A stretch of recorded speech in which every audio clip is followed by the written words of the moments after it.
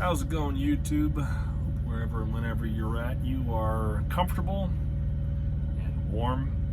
I am in North Dakota right now.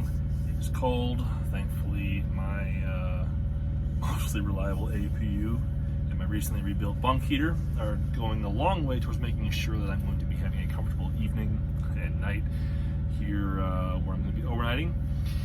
Wanted to take a few minutes and try to talk a little bit about the unfortunate truck driver, Mr. Rohel Aguilera Medeiros, who was sentenced this past Monday to 110 years in prison as a result of the accident he was involved in April 2019 that claimed the lives of 4 people. After doing a little bit of searching on this, after reading the original article I saw about it first on Fox News, a lot of folks are not happy about the extent of his sentencing. They feel 110 years is excessive for the incident in question.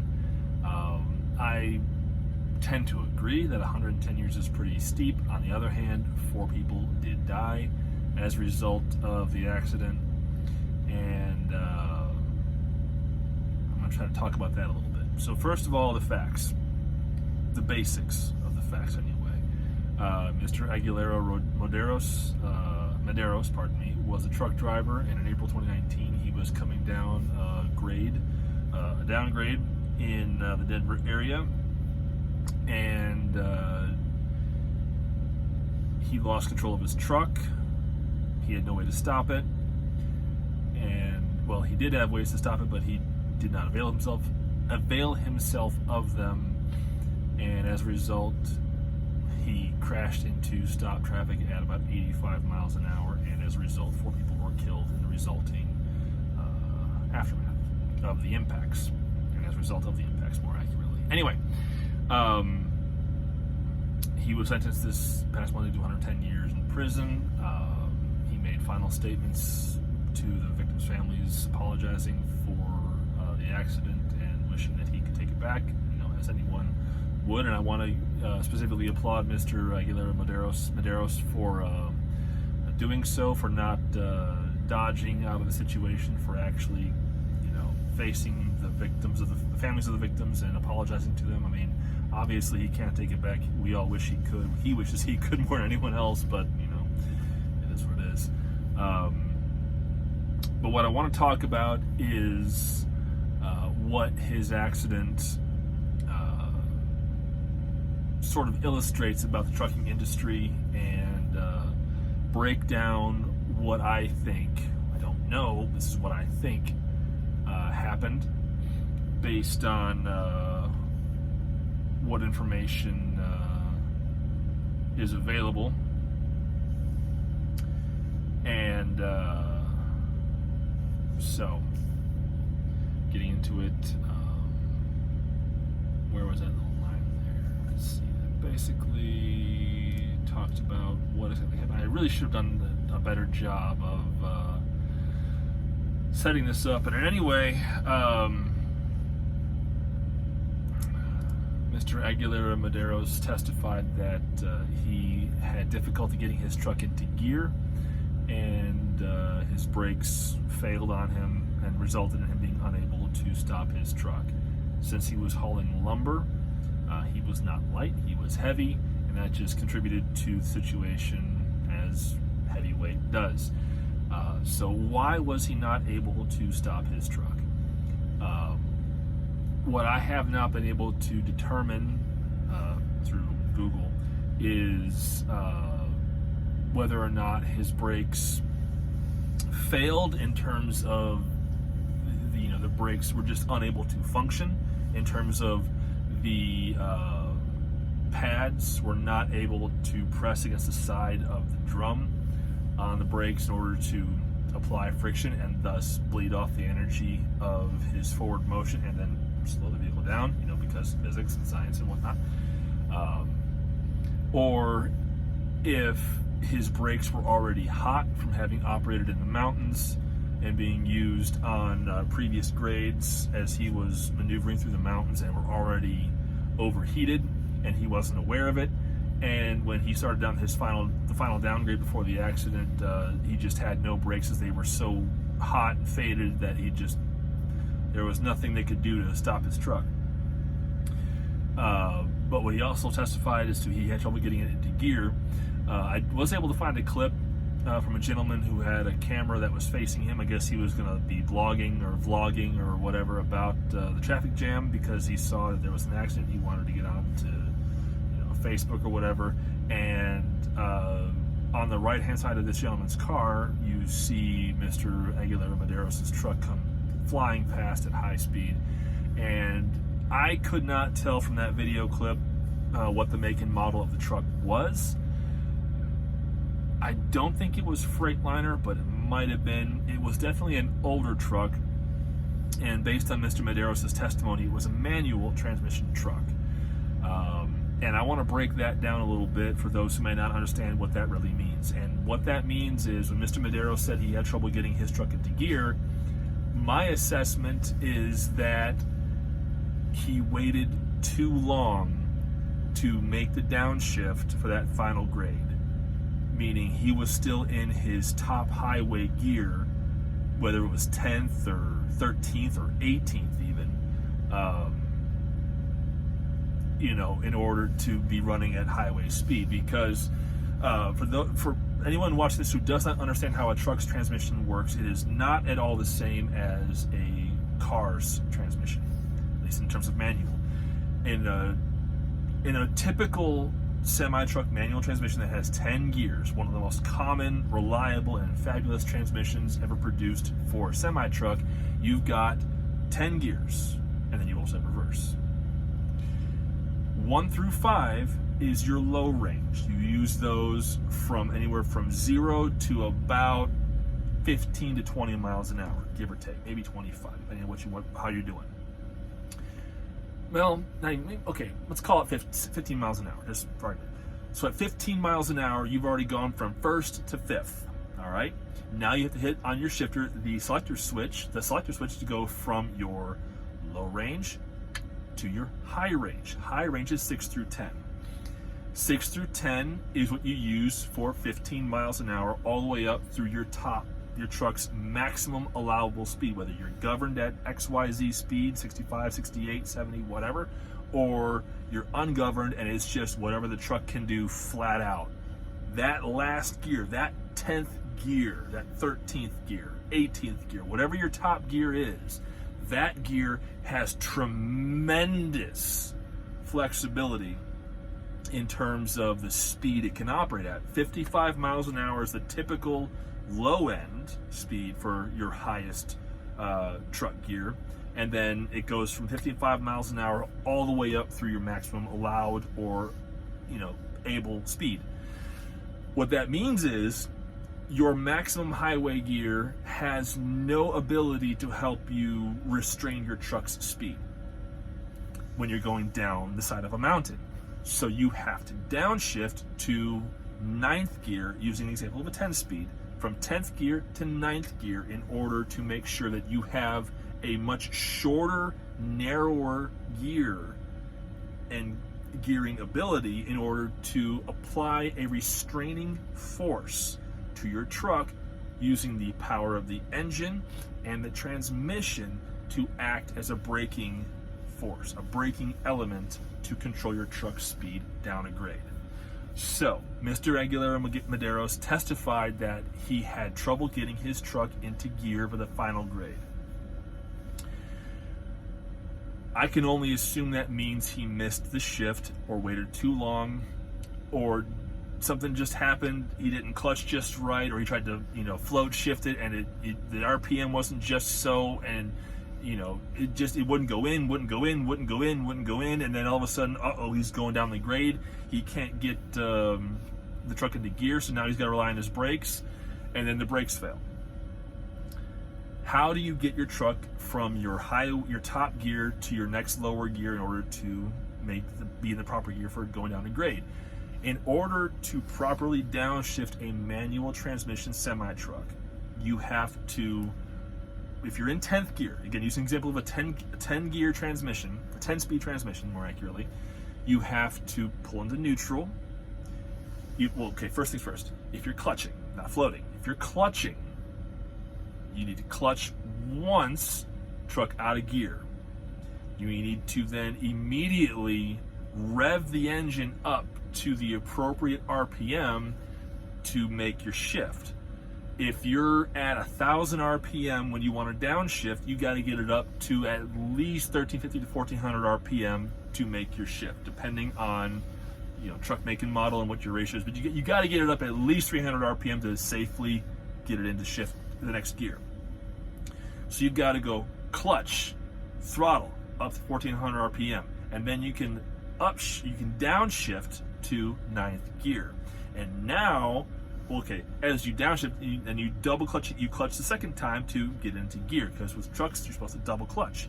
If you float gears, you're at the right RPM, you let off the throttle essentially, if I understand, because I haven't float shifted in ages, so I need to relearn how, but I don't have a manual transmission. I don't have a manual truck, I've been an automatic. You pull out of the gear, you still got to rev the engine, and then you push it into to 9th gear. 10th is down here, 9th. Okay? For a 13-speed transmission, I've never driven one of those, but I believe that it's just simply a matter of on your split shift switch, because with 13-speed you have the split shift in addition to high-low. The split shift is on the side. This also applies to 18-speed transmissions as well. You're in the high range up for gear 13, but when you want to be in gear 12, all you do is you flip it down, let off the throttle back up, and the transmission shifts to that lower gear for you. I assume. I've never driven one of 13-speed. I wanted to drive one, but when I was trying to buy a truck, one of those with the options I was looking for wasn't available, so I went with the 10-speed automatic. Anyway, so Mr. Aguilera Medeiros missed his downshift, could not get it into gear, tried to rely on his brakes, and his brakes failed. Now, given that he was traveling at 85 miles an hour at the moment of impact, and I haven't been able to figure out the nature of the brake failure. Did his brakes fail mechanically, or did they fail because of just being hot and worn out from going up and down mountains all day? I don't know. But let's assume it was a mechanical failure, okay? For this phase of the argument. Mechanical brake failure is a definite risk for trucks. Pinions can fall apart, they can be rusty. If he was driving an older truck, which it did look like it was an older truck that probably had a lot of miles on it, and was probably due for an overhaul or replacement or whatever. It didn't look like it was a newer truck, a newer model truck. It looked like it was old.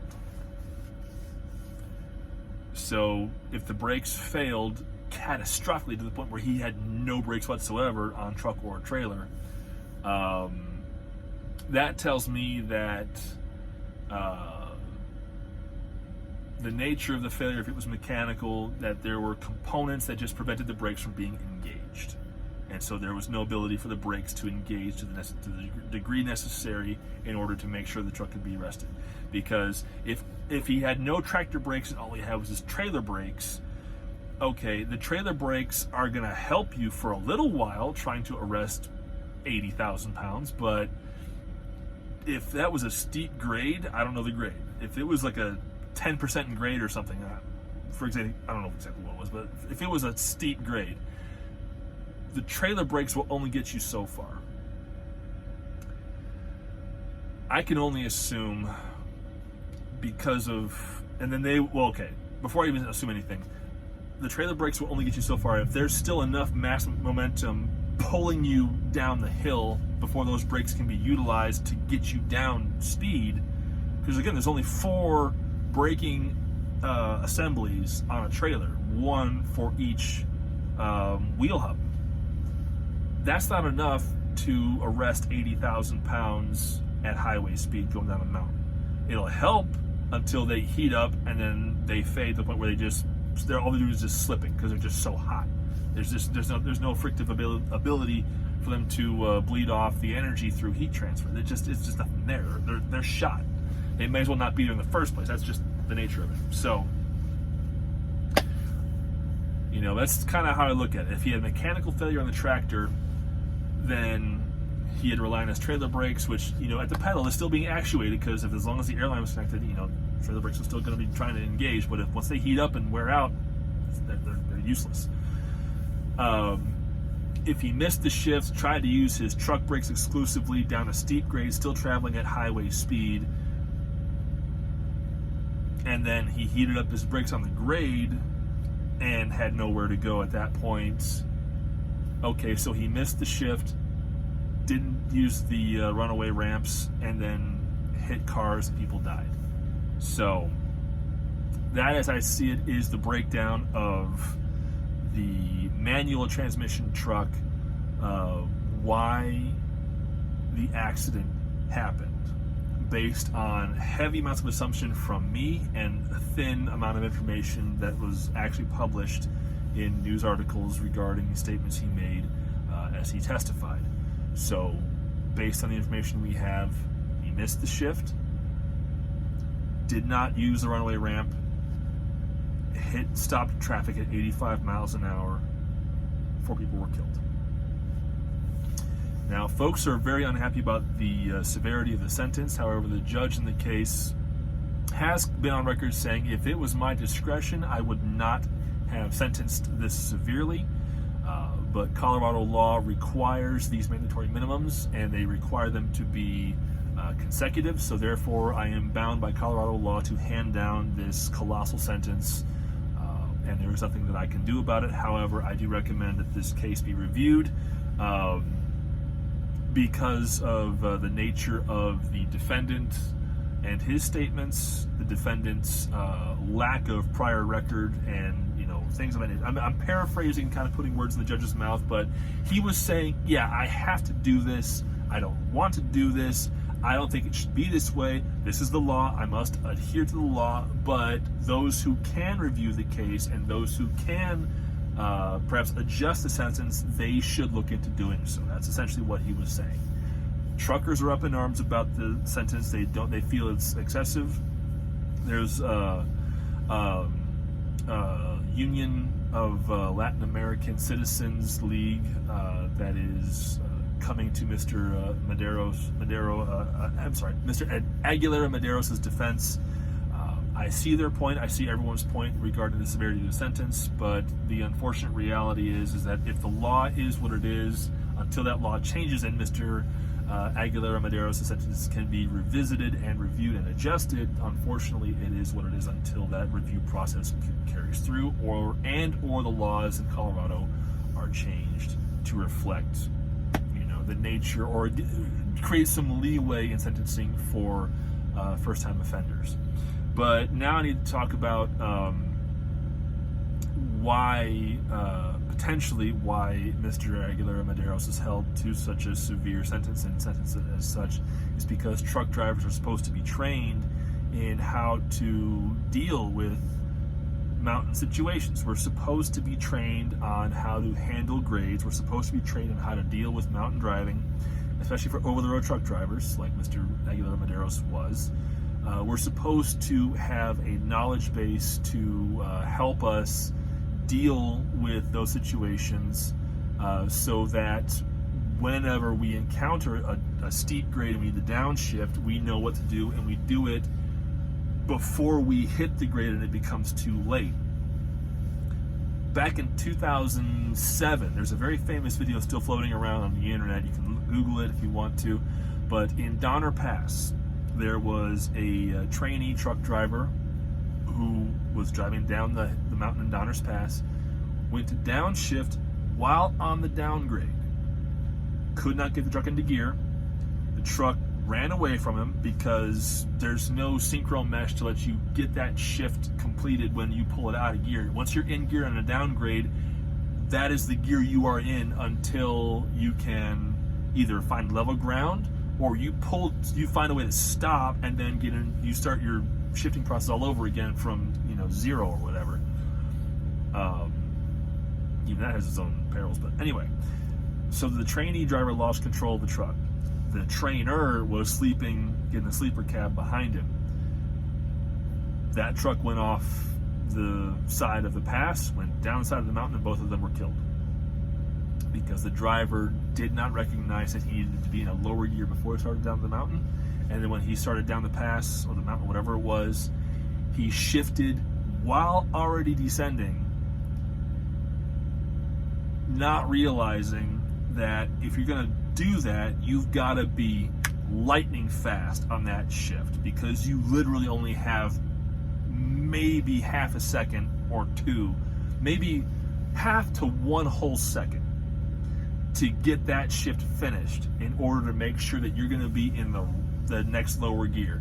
But to do that, to allow yourself the time you need to go from your higher gear to your lower gear, you've already got to be slowing down. You've got to be under the speed you need to make that downshift in order to account for gravity increasing your truck's speed because of its weight and the grade of hill you're on, bringing you back up to the speed or close to the speed you were at while you're in the process of shifting. Because when you're 80,000 pounds on the side of a mountain, or even 75,000 pounds, 70,000 pounds, when you go to downshift on a manual transmission truck, and you're already on a downslope of any sort, you've got to be slower. Otherwise, the truck's going to run away from you, and it's going to speed up the transmission and the drivetrain, and then the gearing will not mesh with the crankshaft gearing. So the transmission gears and the crankshaft can't link. The clutch can't get them to match up because there's no synchro mesh. There's no way for them to synchronize. They're going to just grind and butt up against each other because there's no way for them to mesh up, because you've got to rev the engine first to get the RPM up so that the crankshaft and the transmission can mesh with the clutch, using the clutch, at a similar rotational speed, and then the power of the engine then acts on the transmission and thus the drivetrain and acts as limiter. Okay. This is part of the reason that there's been a colossal move away from manual transmission trucks in the industries, because the automatic transmission trucks enable drivers to make downshifts on downgrades, because the automatic clutch moves way faster than the human operating shift can function. Okay, for example, I drive a Kenworth T680. This is a 2017 T680. It has an Eaton Advantage 10-speed transmission on it, but it's an automatic clutch. Okay, I have the shift stock system, and I have, in descending order, I've got neutral, reverse, drive, manual, and low. All right. So when I'm in drive, the truck's computer will select the appropriate starting gear, 1 through usually 1, 2, or 3, depending on how heavy I am. Usually 1 or 2, or 3. One of those 3 gears will be my starting gear from 0 miles an hour to, and then it'll take me all the way up through the range until I'm at highway speed in 10th gear.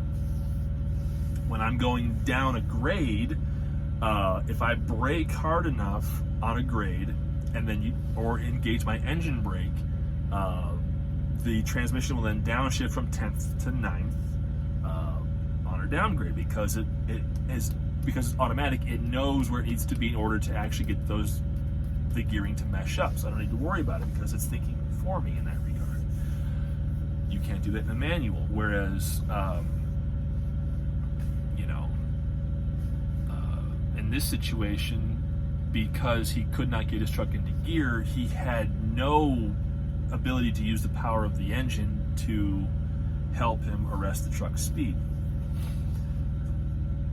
Also helping us, control the speed is the Jake brake, also known as the engine brake. And there are 3 settings for it on a common semi-truck. You've got your setting 1, in which the first 2 cylinders of a 6-cylinder engine are utilized, cycling exhaust through the pistons in order to apply a restraining force on the engine.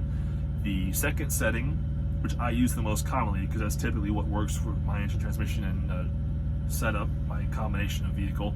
The second position uses 4 cylinders, and third position uses all 6. Okay, I use position 3 on my engine brake setting when I really know I need all the power of the engine working with the transmission to arrest and control the speed of my truck, so I can save my brakes and only rely on them sparingly to adjust my truck's speed depending on what grade I'm on and what situation is and what traffic is, so that in case I do need to rely on my brakes for a very fast stop, I've got brakes that are almost 100% ready to rock and roll at the moment I need them. Okay, so what I'll do in that situation is, if I'm going like in that, I do a lot of driving in the Great Smokies, the Blue Ridge Mountains, and different parts of Appalachia. All right, so when I'm in North Carolina, which has a lot of steep grades, especially out in the Great Smokies, when I need to go down a specific grade, I will get the truck down to the appropriate speed as prescribed on the sign, or somewhere close to that, depending on how heavy I am. And what I'll do then is I'll put the truck, drop it from drive into manual.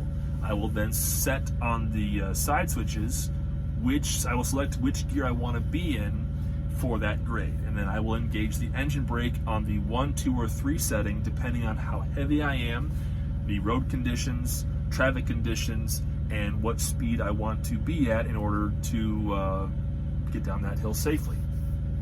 And then what I'll do is I will let the truck then ride on that transmission gear selection with the engine brake engaged, and I will use my brakes as little as possible to make finer adjustments to my speed. I will be relying on the engine, transmission, and engine brake elements to arrest and control the truck's speed. Now, if I put my truck in neutral, I have no engine brake, I have no restraining force of the engine working with the transmission to control the drive line and thus control the truck's speed. Now I'm relying on my brakes. And if I'm relying on my brakes when I'm 75,000 pounds, the more I use my brakes on a rolling vehicle, the more heat they generate, and then the hotter they get, the less efficiently they work. And when they reach that overheat point, they stop working, and now my truck is running away. My pedal could be all the way mashed in. I could have my foot on the floor, standing on my brake, trying to get it to do anything, and it will do nothing because the brakes are overheated on all 5 axles. Okay, all 10 brake positions will be useless. All of them, all 6 in the truck, all 4 in the trailer, useless, because in neutral or not in gear and relying only on brakes, you've only got so much time before those brakes overheat. And in that window of time, you've got to pray you develop a plan to get your truck stopped, or you're about to hit a flat patch where you can rely on your brakes to stop you, then you can, or get you down to a speed where you can get it back into gear and then, go on from there, let your brakes cool down or whatever. Once you pass that point of no return, you are along for the ride. And unfortunately for Mr. Aguilera Medeiros, he missed the opportunities available to him to utilize a runaway truck ramp, which is, for those of you who don't know, is on the side of interstates in the mountains. They will build ramps that are just these big, literally a ramp, doesn't go to a cool jump, a big ramp that is just soft dirt and sand. It is designed specifically for very heavy vehicles to aim at, drive into, and then that sand, that soft material, that soft earth, the truck will sink into it, and that earth will literally act as a braking force, and the truck will go up that ramp, but then it will, because of it's in soft earth, it will just get dragged to a halt by the sand and the soft earth. Okay, that is what a runaway ramp is supposed to do. He missed the opportunity to use those. People died. So, to finalize my breakdown of this accident, my assessment as someone with only a couple of years of driving experience, who can remember hearing about this and discussing this incident in trucking school, because I was doing my CDL education when this accident occurred.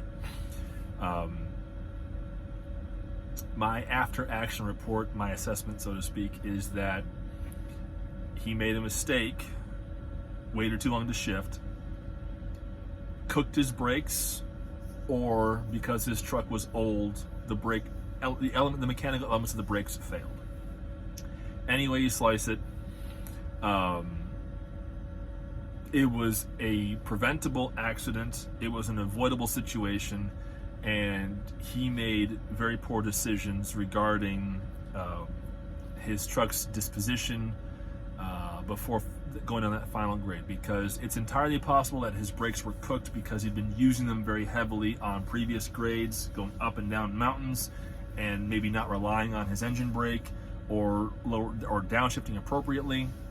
I don't know, because I don't know the actual scene where the accident happened, the grade leading up to it. I don't know enough about it to really make a fully accurate assessment, but I can only speculate and assume that his brakes mechanically failed or were just overheated and useless.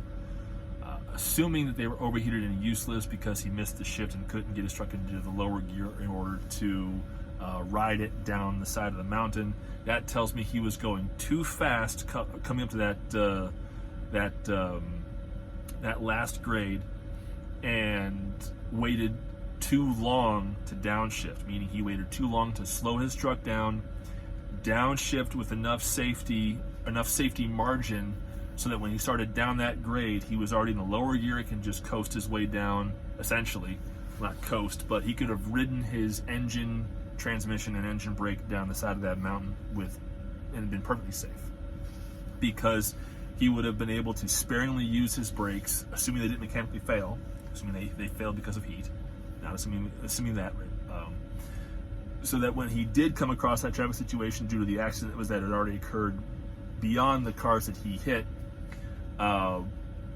if he needed his brakes to stop him as he was coming down already in a lower gear, he wouldn't have needed to try to downshift. All he would have had to do is just stomp on the brakes. Yeah, they would have overheated, they would have heated up a lot, they would have smoked, they even caught fire, but his truck would have stopped because he would have also had that next lower driving gear to help him arrest the speed of his truck, because even though he would have been slowing down beneath the range that gear would typically be utilized in, that speed range, because that gear would still be engaged, it would still be acting as a braking force on the truck.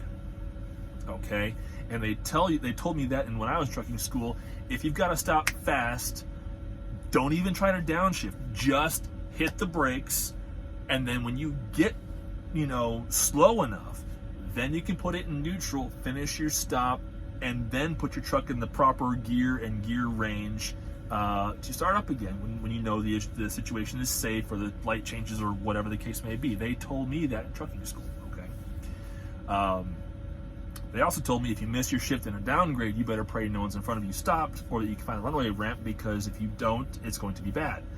And that was the case of the situation. Talking about this accident just after it happened, we spent about a full day discussing what to do on downgrades. So it was unfortunately a very teachable moment for the industry, and I hope people watching this video or discussing this later on who are truck drivers will be reminded of it, especially if they are inexperienced or have little experience.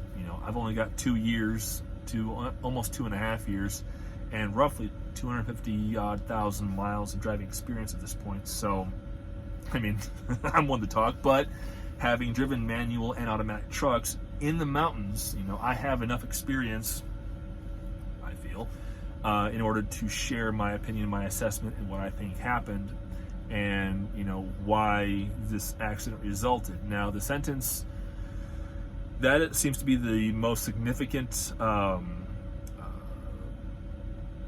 sticking point for a lot of folks. They don't feel he should have been sentenced that severely, but again, the judge says this is Colorado law, go by the law. I'll take the judge at his word. I'm not going to go through Colorado law to agree or to prove or disprove what he's saying.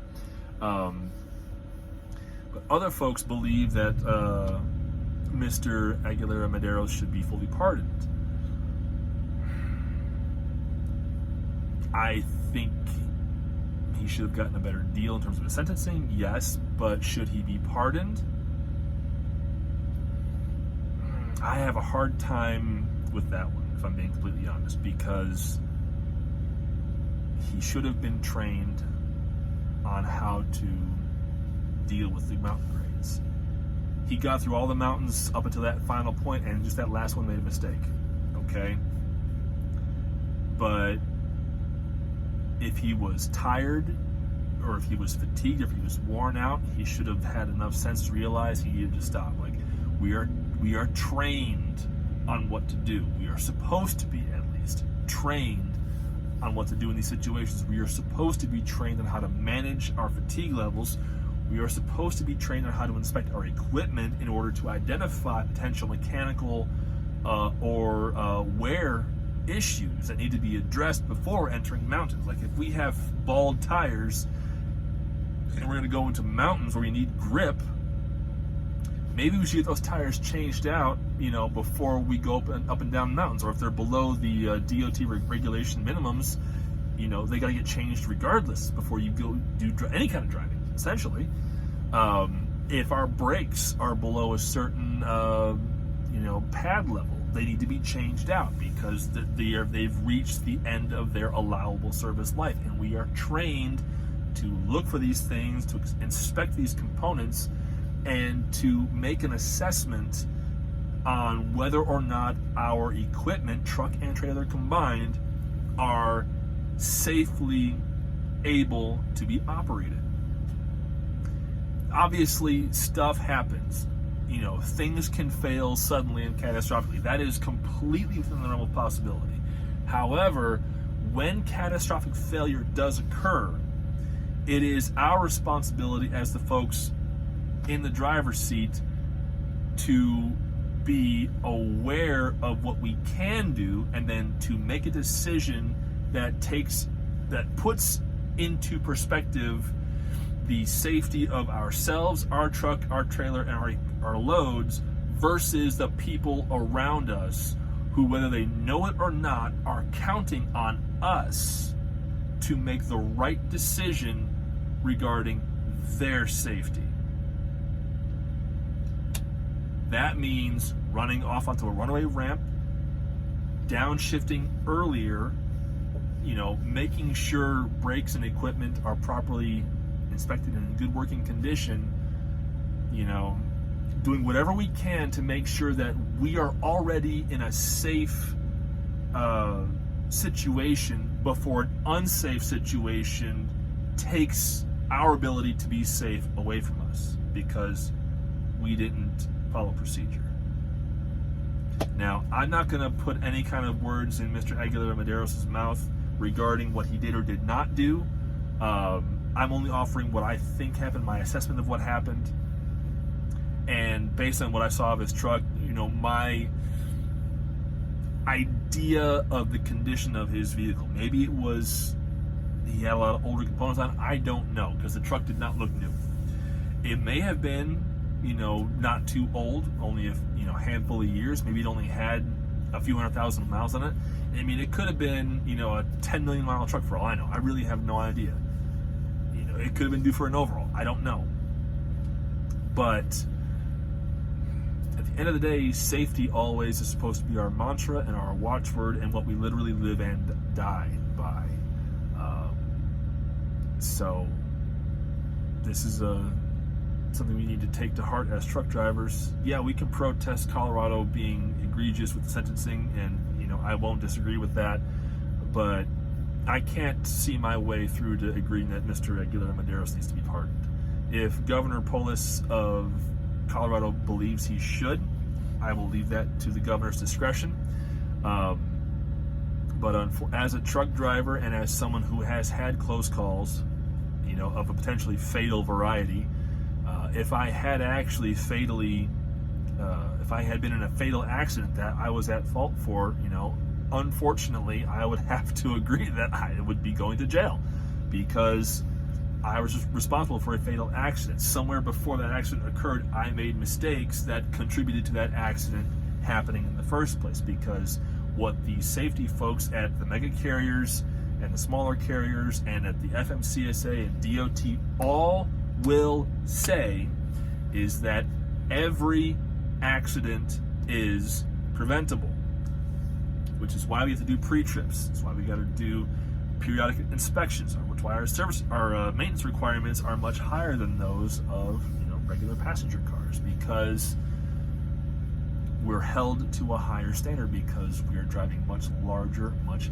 heavier vehicles that are under significantly higher stresses and strains on a day-to-day basis than your average four-wheel car is. It's a commercial vehicle. The unfortunate corollary to that is that when we are at fault in an accident, the fines and punishments and problems that we as truckers must endure are higher, because of that higher standard to which we are supposed to be held to. And sometimes accidents happen because of truckers who are poorly trained. Other times accidents happen because experienced truck drivers get complacent. Other times accidents happen because, whether new or veteran, the driver doesn't realize his or her truck needs work, or they pass elements of their truck that need to be serviced, and then stuff happens, and then, well, here we go. So there's a lot of elements to this. I don't think the information for them is available. Otherwise, I might be offering a little more on that. But suffice it to say, it is a very raw deal. I'm so very sorry for the victims of the accident and their families who lost their loved ones. I'm so very sorry also for Mr. Aguilera Maderos. He apparently has a young wife and a son who have now been deprived of their husband, or her husband, and the son's father because of the sentence that he received. And that is a very raw deal for them, as well as people who lost their loved ones in the accident. So there are no winners in the situation, but it is a reminder to all of us that we need to do our very best to be safe at all times on the road, because as truck drivers, we are held to a higher standard by the very nature that we are trained, supposedly trained. We are trained to operate these vehicles. We are trained to inspect them. We are trained, supposedly, on what to do in these different situations, and we are also trained, supposed to be, on last-ditch efforts, what to do to avoid a fatal accident, to make sure that your actions don't take someone else's life. So I will leave it there. Thank you so very much for watching my colossal diatribe. If you made it all the way through, thank you so very much. I really do appreciate it. If you found whatever I talked about to be of use, or you feel like you want to share it, please do. I really appreciate it. And again, thank you for watching, and I hope, again, wherever and whenever you are at, that you are safe, welcome, warm, and well. So I will see you down the road.